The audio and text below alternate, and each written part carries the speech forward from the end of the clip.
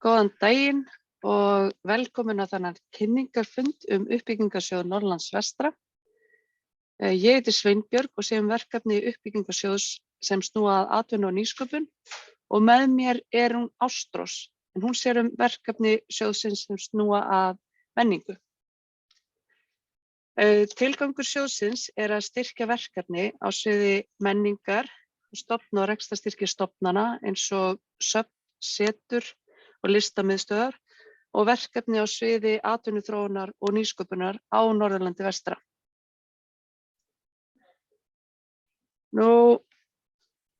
Sjóðurinn er samkeppnissjóður og umsóknir eru metnar út frá markmiðum og áherslum sem koma fram í sóknaráætlun landshlutans ásamt matsblaði sem 5 manna fagráð metur umsóknirnar út frá.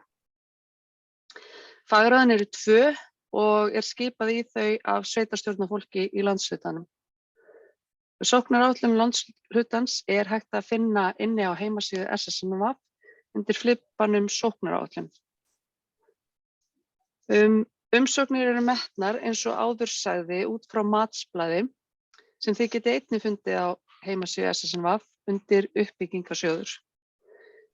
Í fyrstu umferð er hverri umsókn gefin einkunn á bilinu 1-10 fyrir menningar eða atvinnu og eða nýsköpunarlegt gildi og þær umsóknir sem fá einkunnina 5 eða hærra eru þá teknar áfram til frekara stigamats. Og þarna skiptir það máli að útskýra vel hvernig menningarlegt gildi verkefnisins er eða hvort að verkefni leiði til aukinnar atvinnusköpunar á svæðinu eða stuðli að einhvers konar nýsköpun, nýjar aðferðir við framleiðslu eða ef það er ný vara eða þjónusta sem ekki er til staðar á svæðinu. Og þær umsóknir sem fá undir 5 komast þá ekki áfram. Eins og áður sagði þá eru þær umsóknir sem fá 5 eða hærra teknar áfram til frekara stigamats. Þá er hverri umsókn fyrir sig gefin stig út frá 3 flokkum. Það er lýsingu á verkefni og kostnaðaráætlun og fjármögnun verkefnis, áherslur og markmið sóknaráætlunar og samfélagsleg áhrif eða virði og að síðustu heildarmat verkefnis. Fyrir hvern flokk gefa fulltrúar fagráðsins hverri umsókn stig á bilinu 1-10. Til að ná háu stigamati fyrir lýsingu verkefnis skiptir máli að lýsa vel hvað á að gera í verkefninu. Er ætlunin að þróa nýja vöru eða á að setja upp listasýningu? Þá skiptir máli að lýsa því ferli eins vel og hægt er svo að nefndarmaður átti sig betur á nákvæmlega fyrir hverju er verið að sækja styrk og geti betur metið umsóknina. Hvað þarf að gera svo akkúrat þetta verkefni getur orðið að veruleika? Þú þarft að reyna að lýsa því eins vel og þú getur hvaða skref myndir þú taka ef þú væri komið með fjármögnun í hendurnar. Varðandi góða kostnaðaráætlun þá þarftu að gera áætlun hvað verkefni kostar. Hvað mynd þú setja sirka mikinn tíma í verkefni? Hversu mikill tími þarf að fara í það? Ertu með einhverja samstarfsaðila sem munu sömuleiðis leggja sína vinnu í verkefni og eins þarf þá að gera grein fyrir því hvaða þjónustu og vöru þarf að kaupa til að verkefni geti orðið að veruleika.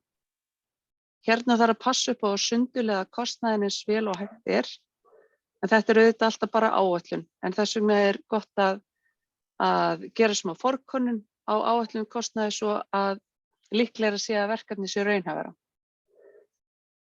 Góð fjármögnun snýst að verkefni sé full fjármögna.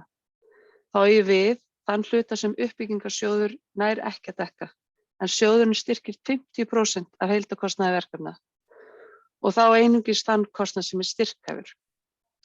Önnur fjármögnun getur þá verið ykkar vinna, aðrir styrkir, eigið fjármagn eða sala inn á viðburði, svo dæmi séu nefnd. Í úthlutunarreglum sjóðsins sem finna má á heimasíðu SSNVAP er hægt að nálgast dæmi hvað er styrkhæfur kostnaður og hvað ekki. En endilega ef það er eitthvað sem er óljóst varðandi það, þá hvetjum við ykkur bara til þess að vera í sambandi við okkur fyrir nánari útskýringar. Og til að ná háu stigamati fyrir tengingu við sóknaráætlun Landshlutans, þá hvetjum við ykkur til að skoða sóknaráætlunina sem er eins og áður sagði aðgengilega á heimasíðunni. Þar koma fram ýmis markmið sem sett voru fram á íbúafundum við undirbúning sóknaráætlunar. En sóknaráætlunin er áætlun sem segir hvert íbúa Norðurlands vestra vilja stefna, hvaða áherslur við viljum vinna að. Til dæmis kemur fram í sóknaráætlun að áherslur séu að auka fullvinnslu afurða, fjölda vaxtabroddum, styðja við matar- og menningartengda ferðaþjónustu, svo dæmi séu nefnd. Það skiptir máli að verkefni spegli einhverja af þeim áherslum sem koma þar fram og þau þurfið að gera því skil í þar til gerðum reit á umsókninni. Að síðustu eru svo gefin stig fyrir heildarmat umsóknar. Þar skiptir máli að umsókn sé vel útskýrð og að líkur séu á að verkefnið verði að veruleika. Bakgrunnur umsækjanda er sömuleiðis hafður til hliðsjónar og þá skiptir máli að útskýra hvaða þekking eða reynsla umsækjanda komi til með að styrkja verkefnið. Umsóknum er að lokum raðað í röð eftir stigamati og teknar til afgreiðslu þar sem sú umsókn sem fær hæsta stigamat er afgreidd fyrst og ef allt er styrkhæft fær umsóknin þá fulla fjárveitingu og svona er þá haldið áfram koll á kolli þangað til að fjárveiting er uppurinn. Úthlutunarreglur má finna á heimasíðu SSNV. Þar kemur meðal annars fram að umsækjendur verða að vera lögráða einstaklingar, félagasamtök, fyrirtæki, stofnanir eða sveitarfélög sem eru með lögheimili á Norðurlandi vestra á verkefnatímanum.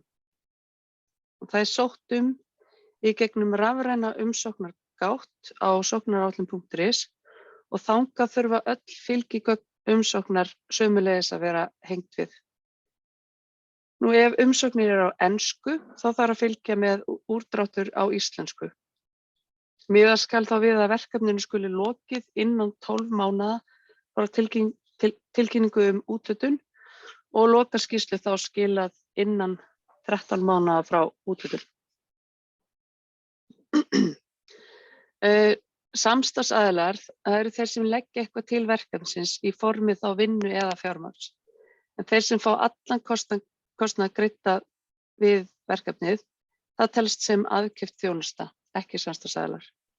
Og skila þarf inn staðfestingu samstarfsaðila með umsókninni. Og eyðublöð samstarf má finna á heimasíðu SSNV sem við getum þá notast við. En misjafnt er milli sjóða hvað telst styrkhæf og hvað ekki. Í uppbyggingarsjóðum má sækja fyrir launum eða vinnuframlagi en þar skal miða við 4.000 krónur á klukkutíma. En sé aðkeypta þjónustu að ræða, til dæmis varðandi aðkeypta þjónustu í markaðssetningu, þá má notast við tilboð frá þjónustuaðila eða einhvers konar áætlun. Við mælum með því að fólk leiti tilboða í vinnu. Það er ef áætlað er að kaupa þjónustuna af öðrum, það er náttúrulega á ekkert alltaf við. Sem það veit að tilheyrir þá verkefninu svo að verkefni verði þá sem raunhæfast. Ferðakostnaður, það er styrkhæft og þá skal alltaf leitast við að velja hagkvæmasta ferðamáta hverju sinni og þá eru vörur og þjónusta sem þarf svo að verkefni verði að veruleika, það er styrkhæft, þar með talið efni og áhöld. Og sé sérhæft tæki að ræða þá má reikna 25% af verði tækisins með í kostnaðaráætlun. Svo hljóti verkefnið brautagengi, ef verkefnið fær styrk frá okkur, þá skal styrkþegi geta þess í kynningarefni verkefnisins. Þá þarf logo og sóknaráætlunar að koma fram í kynningarefni.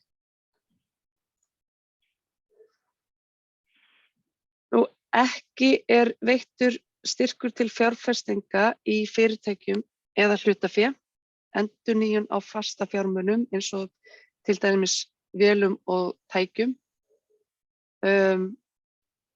né til kaupa eða framkvæmda á lóð eða húsnæði. Þannig að allar breytingar á húsnæði eða umhverfi húsnæðis eru til dæmis ekki styrkhæfar. Tölvur og almennur skrifstofubúnaður er ekki styrkhæfur nema sé að ræða stofn- og rekstrarstyrk í menningarverkefnum. Kostnaður sem fallið hefur til á þessu ári, þá 2022 eða fyrr, það er sömuleiðis ekki styrkhæft.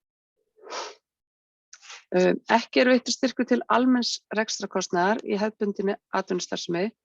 Til dæmis er ekki veittur styrkur í vöru sem ætluð er í sölu og það er ekki veittur styrkur til að greiða rafmagn, bókhaldskostnað og þar fram eftir, nema sé að ræða stofn- og rekstrarstyrki.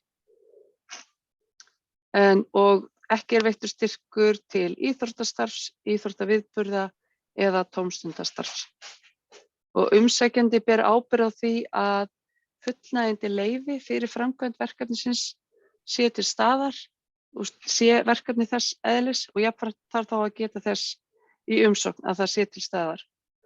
Og ef verkefni er þess eðlis, þá gæti staðfesting á samstarfi eða leyfisveitanda þurft að fylgja með í umsókn.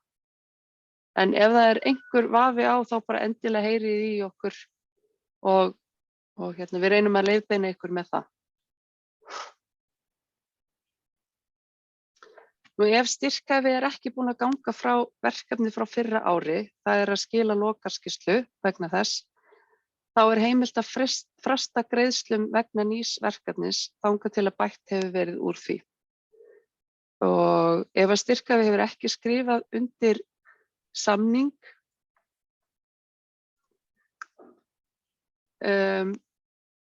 innan 3 mánaða frá því að styrkur er veittur, fellur styrkurinn niður án viðvörunar. Og sömuleiðis styrkhæfi hefur ekki skilað inn lokaskýrslu innan 3 mánaða frá því að verkefni á að vera lokið, er heimilt að fella styrki niður án viðvörunar og fara fram á endurgreiðslu hafi styrkhæfi fengið hluta styrks greitt út.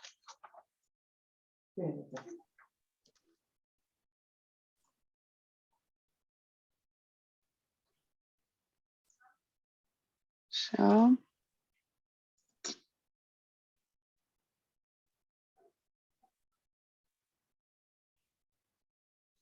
Já. Ég sé aðallega verkefni á sviði atvinnu og nýsköpunar og Ástrós, hún sér verkefni á sviði menningar og Davíð sér verkefni á sviði ferðaþjónustunnar. Við verðum með viðtalstíma í næstu viku á Hvammstanga, Blönduósi, Skagaströnd, Varmahlíð, Sauðárkróki og Hofsósi. Það er hægt að skrá sig á vinnustofur inni á heimasíðu SSNV. En ef að tímasetningarnar sem ég sjái þar inni henta ekki, þá má alltaf heyra í okkur og bóka tíma á öðrum tíma sem hentar. Hvort heldur sem er í staðfundi eða fjarfundi. En við hvetjum umsækjendur til að vera í góðu sambandi við ráðgjafa SSNV og fá okkur til að lesa þá umsóknin yfir, því við getum þá alltaf komið með ábendingar ef það er eitthvað sem betur má fara. Ég annars hef ekki fleira, ég veit ekki Ástrós, er eitthvað sem að þú vilt bæta við? Ég held ekki, þú sért búin að ná að fara nokkuð vel yfir þetta fyrir okkar hönd. En bara, já, einmitt, vil hvetja fólk til þess að heyra í okkur, bara varðandi hvað sem er. Og það er eiginlega alltaf betra. Ef það er einhverjar spurningar, þá má annarkvort senda á okkur eða bara spyrja. Ef ekki, þá þakka ég bara fyrir okkur. Við ætlum að setja þessu upptöku inn á heimasíðu SSNV og Facebook síðu. En endilega bara verið í sambandi við okkur ef eitthvað er. Akkurat.